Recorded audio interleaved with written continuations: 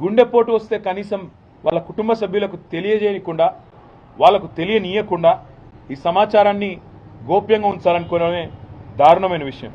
ఇంకా ఘోరం ఏంటంటే అసలు మీరు ఇది చూడండి దయచేసి ఒకసారి బట్టి.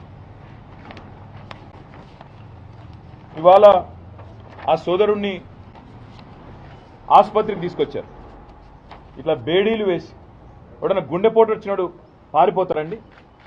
గుండెపోటు వచ్చిన వాళ్ళు వెంటనే జైలు నుంచి దుంకి పారిపోతారా? ఇంత అన్యాయమా?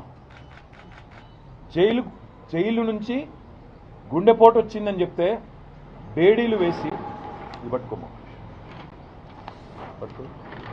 ఇంత అన్యాయంగా, ఇంత అమానవీయంగా, ఇంత సంస్కారహీనంగా, ఇంత చండాలమైన ప్రవర్తన ఈ ప్రభుత్వానికి ఉంది.